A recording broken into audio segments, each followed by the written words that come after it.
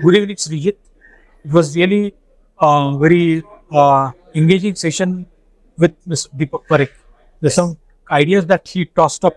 One was a crucial one, that is land. Now the lenders have come to a stage with so much of regulatory developments and support, so that they can now should lend for land. How you really see it, given the kind of very negative atmosphere that exists with uh, land being financed and then related issues. So I think what Mr. Parekh mentioned, he specifically talked about the banks should be more active in financing. I think clearly the sentiment was real estate was really different pre-RERA. And once RERA has come in, there's a lot of transparency that has now got built into the system. There is far more visibility that has towards the developer's transaction on the land. And so I think banks with large balance sheets, if they look at this as opportunity to do bridge financing, then I think there is definitely an opportunity. That's what Mr. Parekh seemed to say. It's good that you explained about bridge financing. I think that should be a short term kind of a That's thing a to short the real. That's right. That's right. And once the plans get approved, then anyways the construction finance speaks. It should be refinanced immediately. That's right. Taking it from there, the cost of funds has always been a very sensitive issue in terms of banks have a totally different finance companies like you have different. So is it providing some kind of a unlevel playing field, or you are able to find your own niches, and that concern of lending rates is not at all an issue? So particularly if you see affordable housing finance companies like the one that I represent, we focus on the self-employed segment, which is on a segment which the banks haven't in the past focused on. And particularly if you take the tier 2, tier 3 towns, which is where now we see growth emerging, along with this segment of the population, which would not fit into the traditional underwriting strategy of the bank. Yes. This is where HFCs like us have been able to make it. Yes. And there, the pricing that we have allows us to operate with the cost of funds that we operate and have a margin which allows us to make that a profitable proposition. So, if you choose your segment well, if you price your loans appropriately to cover the risk, then the tier 2, tier 3 self-employed is where the opportunity is for HFCs. In the segment that you just explained, Yes. major challenge is in terms of getting the clear picture about the repayment capacity and the earnings flows. That's right. And the data is, because they are mostly in the informal segment, Yes. data is very hard to come by. Yep. How are you dealing with that? And is this current perception that is non credit score related information is now actually helping? How far it is true? Our data actually seems to suggest that the first-time credit borrower is actually the best behaved when he's looking at a home loan, because he's using the home loan to come into the financial system. So we, in fact, through our company, we lend about 35% of our borrowers are first-time home loans. Okay. And because they want to build the credit history and the home loan becomes a mechanism to do that, they're very conscious of their repayment and ensuring that the repayment does not really have any delay, which will impact their score. So people are not aware of CIBIL. People are aware of how the score can impact their access to getting loans in the future. And so one is that. Two is most of the loans that we give are for self-occupied properties. Okay. In India, if you give the right loan amount to a customer, assess him on the ground, and if he's self-occupying the property, the default rates have been low and will continue to be. Okay. And that's been the mantra for us. So give loan amounts that the EMIs that can be serviced by the household, and ensure that the customer is using the house to self-occupy and not for any other.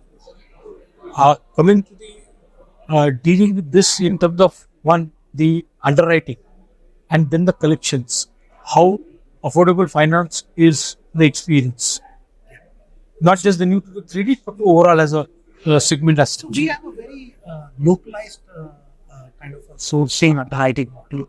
We deal with informal segment across the countries. So we need to have not just the sourcing agents, but the underwriters from the local geographies who understand those geographies. go onto the field and deal with those profiles, make the risk assessment on the ground, and then are able to recommend those loans back into the regional underwriting teams. Connections again is a very important aspect as you laid out. This is all about being on the ground and educating the customers. What we find is once you're able to do the education process with the customer and ensure that you've given the right EMIs, then the customer generally does not bounce his EMIs. In fact, all of our repayments are electronic. So it is done through the NAT system. And if you are able to do the education process right at the time of giving to and you follow up rigorously with this customer, and once he comes into the cycle of having repaid 6 to 12 months of installments appropriately, then he'll be fine. So it's about execution on the ground, both as far as underwriting and collections. The last one is about to take the industry ahead, while the government, RBI, and the other regulators and ecosystem has done quite a lot in terms of the financing and in terms of the incentives. What could be the asks? If I were to ask you, what would be one, two, three things that need to be done by the government or regulator or many important people who are not into the business but are in supporting the ecosystem? I think one that clearly is come out in this Indian budget is the allocation that they're looking for middle-income housing. Correct. And the details of the scheme will perhaps come out later. But I think the CLSS subsidy scheme that was there in the past was quite successful in boosting demand for these homes because there was a significant amount that was going back to the first-time home. Correct. So a relaunch of that scheme in a different avatar may be a good idea, which I think the government is considering. Besides that, I think the mortgage guarantee again clearly can be a good tool for housing finance companies to look at a segment which perhaps was ignored in the past. And so that's one area which, again, we had a government guarantee scheme. A new look guarantee scheme can help in further taking, that bet on that segment, which much of the housing finance companies are not. So it's the lower income segment, it's the AWS segment which is in focus. And if you're being able to give a couple of these schemes, or if you widen the securitization market, which again is an area which the government is looking at, if you're able to get the pension funds and the insurance companies into this, the housing finance segment to give long-term loans, because the asset liability management is another key part. Correct. And if they come into it, that again will give impetus in housing. But the track record in terms of taking the mortgage guarantee cover is not been very, It's not been very right? Yes. And still, are there any kind of reservations on part of the lenders to take this kind of a cover? So I think it's perhaps this cover makes more sense when you're trying to reach a segment of the society which you would not lend through your convention. And that is where this cover helps you in being able to underwrite that risk. So it's all about really using this cover appropriately to the right segment. And that's where it makes sense. Is the current size of this corporation adequate enough to give that kind of support, or it requires the scaling up? I wouldn't really be able to answer that from a corporation standpoint, but I think the progress that has been made over the last couple of years has been pretty good on all fronts. And I think future looks bright because everybody wants to get into affordable housing. And so something like this is going to be an important tool in the future. We have very beautifully explained various facets and given clear pointers as to what should be the steps to act. Really, thank you. Thank you. Appreciate it. Thank you.